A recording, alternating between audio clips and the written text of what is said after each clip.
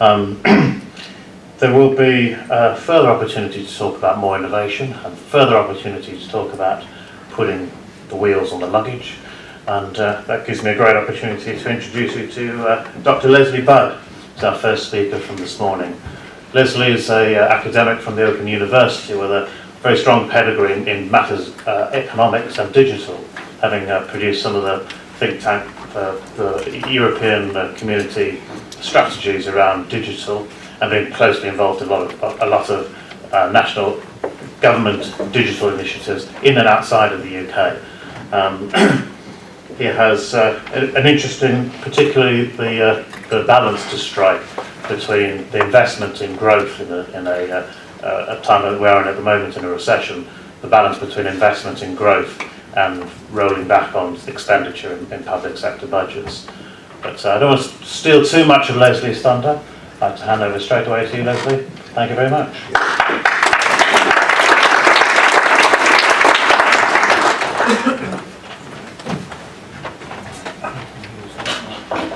Morning. Well, thank you for the invitation. It's a pleasure to be here, and particularly this part of the world. I used to work down the road for 20 years. It's always been a fascinating part of the world. Increasingly in public fora, I feel like I'm turned up at a Narcotics or Alcoholics Anonymous event. I have to confess, my name is Leslie. I'm an economist. I'm not an IT person, but I'm interested in ICT and its applications, and particularly in regard to policy and practice. In the discourse on the restructuring of the public domain, public sector, things like new public management, reinvented government, new government, it's always new, isn't it? It's been predicated on the use of ICT, and suddenly ICT will solve all the problems of the NHS. Completely get rid of local government, so you'll just turn up and there'll be a receptionist and you'll press a button and every service is catered for. Yet, 30 million people in the EU do not have direct access to the internet. And what's clearly important is not just the technology, but the delivery, the expertise of the people who deliver it, and the important intermediaries, particularly in public services. And I've done a lot of work on electronic government services and electronic governance. And again, what is clear is not the technology in itself, but how it's disseminated and used. And I'll come on to that at the end. Now, frugal innovation. I gave a presentation to one of our masterclasses on innovation a couple of years ago. And I've known about this stuff for a while. And it sort of reminds me of the old suggestion box they used to have in factories and large offices. Often was rude about the management, but often ignored. But actually, the expertise within any organisation is an important part of frugal innovation. How can things to do better? I mean, I know it took sort of Japanese car manufacturers to recognise how valuable the workforce was. And again, I'm not flattering anyone, but those who work in local government have been at the forefront of fashions of governments, the media and so on and so forth, and actually taken a lot of the kind of pressure. But often not listen to an easy target, and that's actually a personal belief as well, not just because I'm here. But now Nesta has discovered, the National Endowment for Science, Technology and something else has discovered frugal innovation. And so has the press, and so has a number of think tanks, and it's now like, well, all you needed was a smartphone, now you need frugal innovation. And it seems to me there's a problem there. Now, if you're an IT manager, particularly in the public sphere, you're stuck between the Roman hordes of public expectation, your Boadicea, and the Persian king Xerxes in that film 300. The public have false expectations of delivery, particularly about large complex IT projects, and governments just want quick fixes. And what's interesting in all governments in advanced economy, it's the reform agenda. We have to reform everything, we have to reform everything. And universities are no different. If I had £1 for every time a new Vice-Chancellor came into a university in the UK and said, and either undertook managerial restructuring or a new building programme, I'd be a very rich man. And in Private Eye, the satirical magazine, there's a section called Things You Never See. And it would be great if a Vice-Chancellor came in and said, you're doing a bang-up job, I'm just going to support you. I must admit, our Vice-Chancellor who came from adult education, from Microsoft, Martin B, publicly says the Open University is a great university and we have great staff, and he means it. He's in a minority, unfortunately. Now this is a sort of standard policy, innovation and competitive framework that McKinsey's, I hope there's no one here from McKinsey's, would probably charge you £5 for. Hasn't cost you anything because I've got an Oyster card. But it's innovation in public government, strengthening institutions, policy institutions, all very good. Innovation in technology and business, improved efficiency and opportunity. It's never about equity. It's never about distribution. It's never about the constituencies actually politicians serve, but also governments at all levels.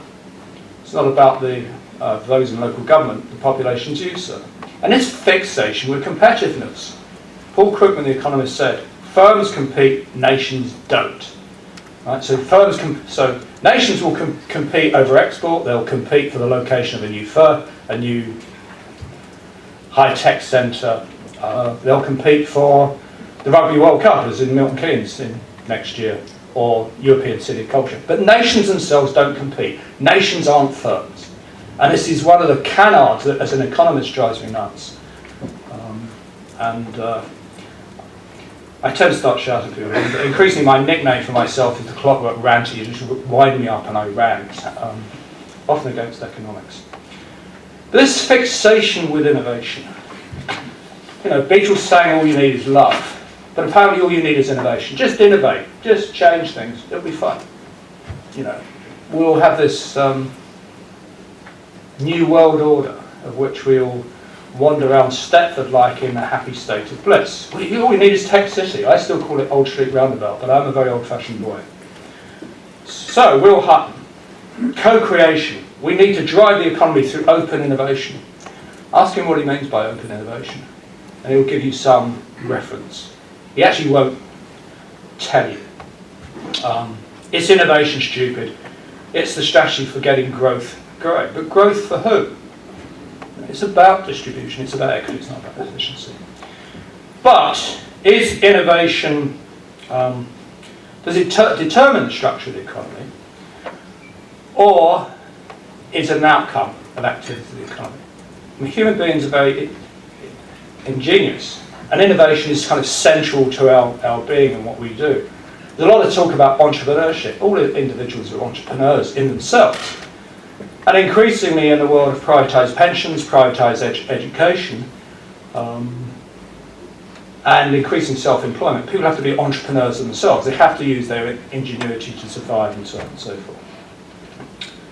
But is innovation too closely tied to false assumptions about productivities, high-tech processes and products? Again, you know, you need a G4 or G5 phone and your life will be transformed.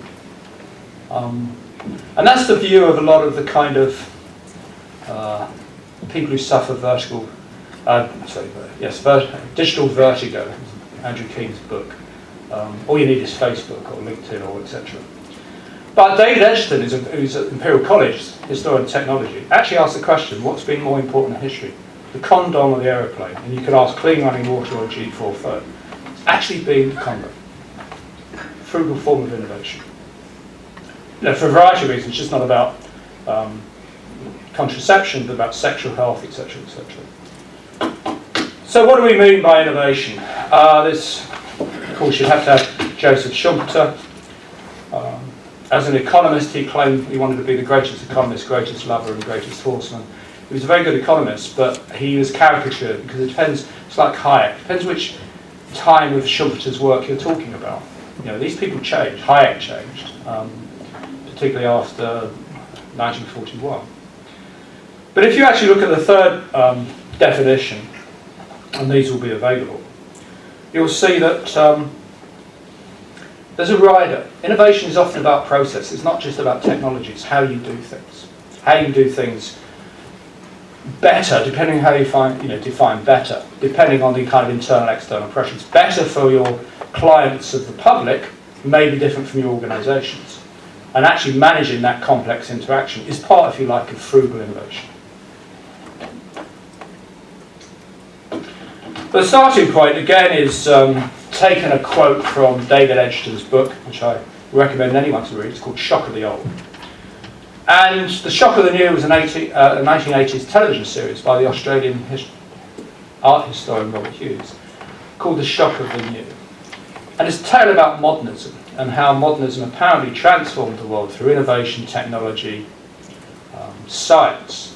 But then by 1914 it revenged itself. There's a book accompanying it. And Hughes is a great writer. I wish the BBC would show it again. It's only online. It's an excellent series. And it actually challenges assumptions about science and technology that the same challenges are going on today. But simply, the definition of innovation is that invention is the process of creating new products or processes, and innovation is how you bring them to market or to an organisation and their generalised use. Very simple definition. So, but imitation rather than invention is the basis of frugal, jug-out innovation at the level of organisations rather than systems. There's a lot of literature and debates on national systems of innovation, regional systems innovation. No doubt one day we'll have local systems innovation. So I live in Finsbury Park, and Finsbury Park will be different from Shoreditch in its systems innovation. Forgive me if I don't fall over and laugh. I mean, innovation is innovation in a sense. It's part of the human condition. Putting geographical boundaries around it is difficult. But there's a lot. I've known a Dutch academic who's been working on this for 20 years. There was a conference in Newcastle 2 years ago, and he stood up. He said, "I've been wrong for 20 years. This stuff's nonsense." And that's honest, because a lot of people make their careers on making mistakes, but actually don't get up and say, "Look, this is nonsense. This is actually what goes on." But and continue to do so and be self-critical. So jug-out is finding an innovative solution to a problem arising out of very limited resources. There is a context. Now, old Soviet joke. "I've invented a new buttonholing machine for our clothing industry, comrade," says the minister. "We have no use for a machine. Don't you realise this is the age of the Sputnik?" Now, if you read my esteemed ex-colleague John Norton's review in The Observer on Sunday, some very good stuff. But it's a bit like the old Soviet Union. You've got Reid Hoffman at LinkedIn, you've got Zuckerberg at Facebook. All you need is this new technology, a smartphone. Not the fact if you just go down the road from here and what Shoreditch was like 20 years ago, a really rough working class place with low level employment. It still has that. There's shadowlands around here, despite the so-called sparkle of Tech City. My own view is that Tech City will go the way of other little clusters of these things as people get older, have children, and find that their business model isn't universal. Some things work, some don't. But we should do those kind of things. It is the process of creative destruction where people try and create new products and processes and see if they work, and they don't, reinvent them. There's no shame in that. So, as I said, we find a similar blind devotion to new technology, which transfers power is often overstated. I also hate the kind of ageism about IT and ICT, that sort of people of my generation don't know how to use ICT. And I'll come back to an interesting example of that, not in this country. I said earlier that as I've got older, I've turned into everything I've always hated, which is obsessive, compulsive, and a geek. But I do like gadgets, I do like technology. And I'm the kind of Meccano generation. All my family come from engineering, so it's inevitable. And I used to work in structural engineering, so you'd have a room like this with say 150 engineers and draftsmen with a drawing board. Now if you go into an architectural practice or an engineering consultant, it'll be all screens and stuff and linked to CAD. But what's interesting, parts of this building, which I've known from old, have what's called a complex slab. So you actually can't use CAD, computer-aided design, to actually design it. You actually have to get out and calculate and get an old drawing out. Then you can put it onto CAD. So these things kind of mix. I mean, they're in the minority, but some things, some things are preserved. So Innovative products and services that seek to minimise the use of material and financial resources in the complete value chain, which is the manufacturing, blah, blah, blah. Reducing the cost of ownership, fulfilling, even exceeding certain predefined quality standards. And this is the context of frugal innovation. You have disruptive innovations which came from disruptive technologies. Now often that's using existing technologies, even relatively low technologies, in a new way, innovative way. And if you look at the role of of mobile telephony, fairly low level stuff in Africa and abroad, it's quite interesting. Xerxes said we've got grassroots, bottom of the pyramid. Particularly in emerging economies, wherein, for example, it's planned in Shanghai in 2020 to have 20 million formal citizens, they call them formal citizens. Another 20 million informal citizens who have no civil rights or social rights, serving that city. So they're at the bottom of the pyramid. But go to Shanghai and look at the there's markets in bits of IT kit where people make their own stuff. And these people are often poor, but they use this innovatively because they're not part of the formal 20 million in 2020. And so this comes in the development field, it includes inclusive innovation. Now lean innovations are usually associated with high-tech solutions, lean supply chains, lean engineering, lean production. But again, that's just innovation doing things simply to try and get the greatest value added. And clearly, Xerxes frugal innovation can contribute to that. These are historical influences, how these things came about. I'm not sure capitalism can be ever ethical in the aftermath of the 2007 crisis, and particularly the role of economists in that. I foresaw a crisis, but not this one. I thought it was just going to be in Central Europe, and that's on record in a paper I published in 2008. I got it wrong. I thought Central and Eastern Europe, you know. But you know, I'm not alone in that. Someone who's very senior in investment banks, is a very good economist, talked about econometric models, which is kind of forecasting the future. And we're very bad at it, human beings, and economists are even worse. And he said, look, you know, when I drive a car, it's useful to have a rear view mirror. And it tells me about where I've come from. And it's the same with econometric models. It doesn't tell you where you're going to. You know, that's the internal combustion engine. But clearly, you've actually, as the emerging markets have grown and we've had another phase of globalization, it's nothing new, you see more global interdependence. And you see those examples every day around us in a cosmopolitan city like London, full of diasporas.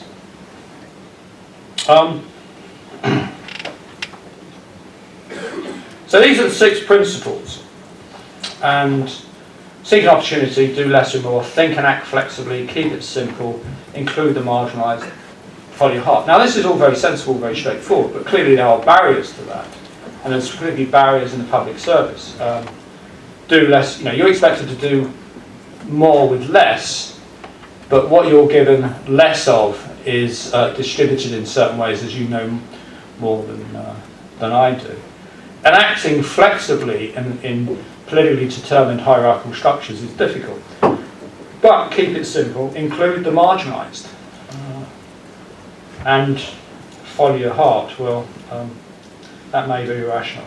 But let's talk about examples of frugal innovation. I'll go through these pretty quickly. But there's the Tata Nano, the world's cheapest car. But Tata, who own Tata still, own Jaguar Rover, and they actually design and produce cars in this country.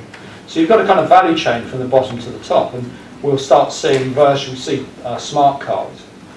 Although the way people drive them, they look to me like dumb cars, but that's my personal prejudice. But you will see examples of that. But where I live in North London, you've got a multi-division of labour based on small greengrocers, and it's a kind of multinational of small enterprises. And you've got Cypriot banks funding cash crops in Cyprus that are sent to North London and other parts, and they're all kind of connected. And that they, you know, and getting relatively fresh stuff to market is to do with that value chain, but it's to do with the kind of cultural links of that diaspora. You can find other examples. Again, in Finsbury Park, you've got a lot of money transfer companies, which are much cheaper than conventional banks, that remit money back to particularly Africa. But they're part of a multinational. They're linked, but they actually look like they're just a little shop. And this is Ruya Hang Yao. This is in Thailand. Those have been to Bangkok. Great way to get around Bangkok. You jump on this long canoe, and it's got a car engine on a pivot at the back. Now that's there are environmental impacts, and you've got to be really quick because they speed off and you could fall in. It's a pretty polluted river. But again, just something simple like that. And frugal innovation. This is bamboo scaffolding. We have steel, and we have the caricatured scaffolders who are kind of sexist, show off their muscles and use steel. In China, particularly, this is Hong Kong, but also other cities in China and Asia, you see bamboo. It's very strong. You could actually almost build a bridge out of that. But coming back to frugal forms of technology, fixation with broadband speeds and access is part of the digital agenda for Europe. Seems to me overdone. People want access to ICT. And this is Middle East and North Africa. And this is a very bad slide, and I will tidy it up. I just cut and paste it from a PDF. But the mobile penetration, mobile phones, was fixed broadband. And you find that in other parts of Europe as well. And it looks at lower level local Wi-Fi, ADSL, that could promote ICT-based forms of frugal innovation. Now, these, again, I was looking for examples in the UK. So the Nesta report was saying, all we need is frugal innovation, and we need ICT. And there's a rather insulting report by the new local government network about apparently people who work in government know nothing about IT. I find that interesting statement. Or perhaps they're talking about some people, but given that local government in the UK has been in the forefront of disseminating access to services in IT, I find that rather surprising. But this is M-Pesa, which is a mobile payment system in Kenya and Tanzania. And it's the I think he's deputy CEO of Michael Joseph. I interviewed him on Open Learn, if you want to look on that. And this is the village phones from Bank, which is in Bangladesh, which is the credit union. And this is actually giving access to women in villages to mobile phones, to either rent them out to other people as a business or set up businesses themselves. Again, because getting links to transport links difficult to get to the centre, but also because the public providers, the telecommunications company and the ISPs is so expensive. And M-Pesa is really interesting. They just, and again, it's been an aid to people can save money on their phone, and often peasant farmers use this to buy and sell crops, as well as getting access to fair trade prices. I don't know if that's a BlackBerry at the top. But again, this is a South African example of where you've got, probably isn't it, where you've just got a standard blood pressure cuff, and you link it to a phone. And again, fairly straightforward. You don't actually really have to have a smartphone there. But part of the problem in the EU is a lot of the examples they use of frugal innovation and ICT is quite complex apps. And they talk about assisted living in the elderly. Now, my parents-in-law are both 89, and they've both learned in the last 15 years to learn to use a laptop and do things. But one of the biggest problems my mother-in-law has is her fingers and mobile phones and apps. It's actually, there's an assumption by designers often, these things are ageless. So if you are going to have apps, you actually also have to design fairly frugal innovation, given we've got an Asian population generally in Europe. But there are other interesting innovations. I don't know, has anyone come across an app called iPlod? We've been doing some work with the College of Policing, and frontline police officers use IT. And one of them actually invented this program, an app called iPlod, because it helped them in terms of the Criminal Justice Act that they weren't giving formally. So you could just iApp would actually, you could press on the app and you would actually get criminal justice. They would make sure they're not, you know. Now the College of Police is in negotiation with him about how they can, about the patent and whatever. But a lot of police officers use it, and I like the idea of iPlod. It's a nice name. Shows police do have a sense of humour. Now I'm just coming to the end now quickly. You can see I started my career in structural engineering and drawing offices because I like this kind of stuff. But this is the project that was funded by the European Commission called Electronic Government for You, eGov for You. And it was about using ICT to combat social exclusion amongst excluded groups. So they had things like PC loan schemes, IT training by younger people, and we did the impact study. And we had this notion of multi-channel, and it was twofold. Multi-channel ICT, different forms of ICT media, but the different local intermediaries to deliver it. And the case study I looked after was Rijeka in Croatia, which is just, and Croatia has become acceded to the European Union. And Reykjavik is really interesting given the crisis. And what you found there was the kind of histories, the political histories, and how intermediaries. So the idea of having social enterprises, charities, and a Scandinavian social democratic model was alien to them, but they saw the usefulness. And this is about effectiveness and efficiency. Now, everyone thinks that you need efficiency to generate economic welfare. You need equity as well. Lots of people getting small gains adds to national income. It adds to economic welfare. But they're always counterposed to each other. They're part of the same thing. And what we did was we came up with this idea of community resources capitals that you needed in the locality. And with the intervention of IT training for excluded groups, you could increase social exclusion by developing some resources, reputational, infrastructural, social, human. And you might need less financial resources. You may be able to do more. An example I give you is the projects were disabled, unemployed women,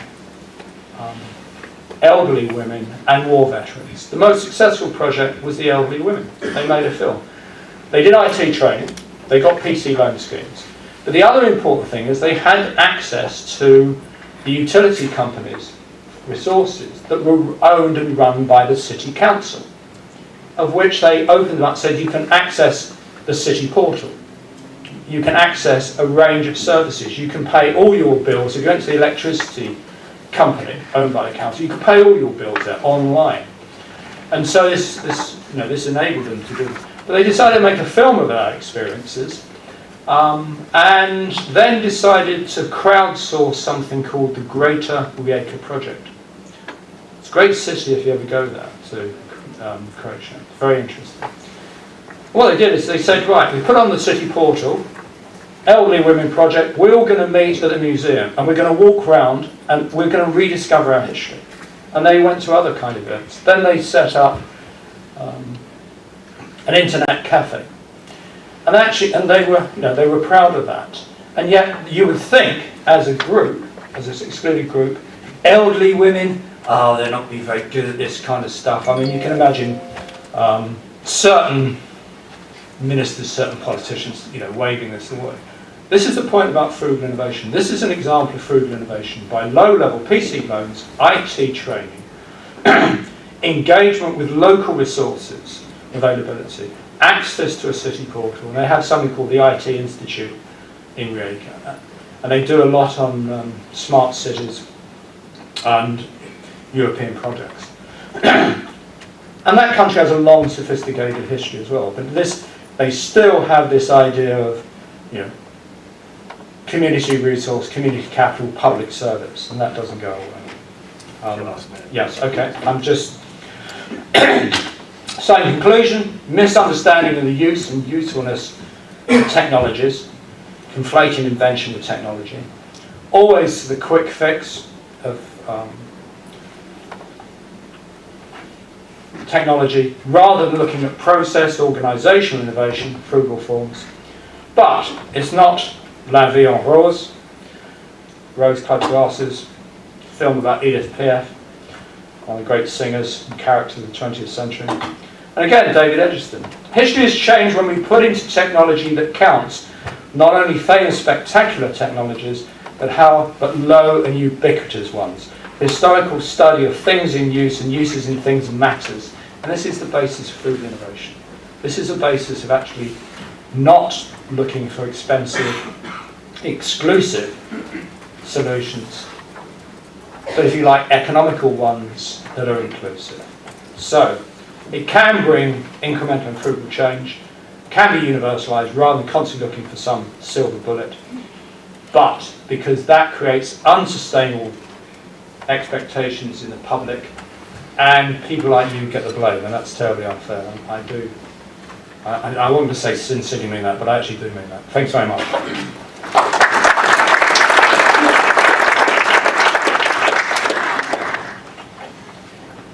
Question from Mr. Glyn Evans. Just linking the two presentations together, is there any evidence either from Solihull or central government that access to this sort of data is driving innovation in the organisations that you're looking at? And if so, is that innovation targeted at increasing digital take-up, or is it targeted at increasing customer satisfaction? So evidential, empirical evidence from the first month and a half, probably, of presenting that data in those ways would be no. I wouldn't say it had either of those consequential effects. But I do think that's part of the game. It is kind of so. It's a bit like we put the wheels on the luggage. So was that innovative? In a way, it was. Speaker at the back, Vicky, was saying we've been trying to do that for ages.